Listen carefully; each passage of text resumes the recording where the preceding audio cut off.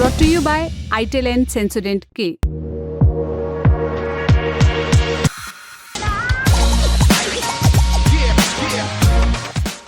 बात रणवीर इलाहाबादिया विवाद की। मुद्दा क्या है हमने आपको विस्तार से बताया है, लेकिन तब से लेकर अब तक बवाल बढ़ गया। सबसे पहले मुंबई पुलिस ने रणवीर इलाहाबादिया और समय रैना खिलाफ शिकायत दर्ज कर जांच शुरू की। इसके बाद आज मुंबई पुलिस की एक टीम उनके घर पूछताछ के लिए पहुंची। हमारे को इसके बारे में अभी तक पता नहीं है कि हम लोग बीट मास्टर है, इसलिए हम लोगों को देखना पड़ता है। रणवीर इलाहाबादिया का घर आप लोग को पता होगा, कोई केस चल रहा है उसको लेकर? घर तो पता है, केस चल रहा है नहीं चल रहा है वो तो अभी हमें भी पता नहीं है। अभी आप लोगों ने क्या उधर किया है, क्या हमें क्या पता चलेगा।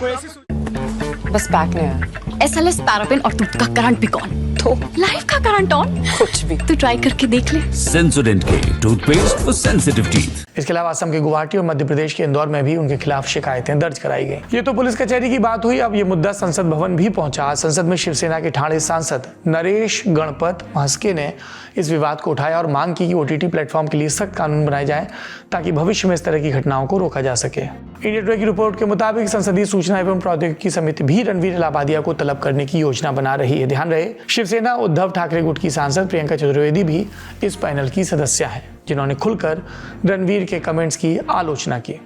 अगली सुर्खी आम आदमी पार्टी के ओखला से विधायक अमानतुल्लाह खान से जुड़ी हुई है। दिल्ली पुलिस क्राइम ब्रांच ने सोमवार 10 फरवरी को आप विधायक अमानतुल्लाह खान के खिलाफ एक FIR दर्ज की, जिसमें आरोप लगाया कि उन्होंने घोषित अपराधी की गिरफ्तारी में बाधा डाली, पुलिस अधिकारियों के साथ धक्का मुक्की की और उन्हें धमकी दी। FIR के मुताबिक दिल्ली पुलिस के क्राइम ब्रांच की एक टीम इंस्पेक्टर सुनील कलखंडे के नेतृत्व में 10 फरवरी की शाम जामिया नगर इलाके में केस के आरोपी शावेज खान को गिरफ्तार करने गई। इस दौरान जब पुलिस शावेज से पूछताछ कर रही थी, तभी स्थानीय विधायक अमानतुल्लाह 20-25 लोगों के साथ पहुंचे और बोले, तुमने यहाँ आने की हिम्मत कैसे की?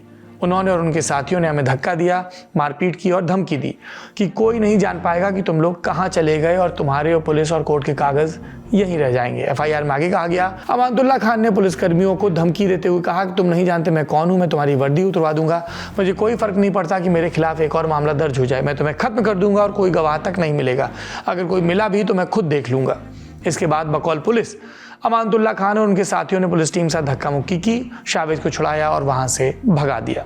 इसके बाद अमानतुल्लाह खान और उनके समर्थकों के खिलाफ भारतीय न्याय संहिता यानी BNS की जिन धाराओं के तहत मुकदमा दर्ज हुआ, उसमें सरकारी काम में बाधा, दंगा भड़काना और आपराधिक धमकी देने की धाराएं हैं। तमाम धाराओं की लिस्ट आप स्क्रीन पर देख रहे हैं।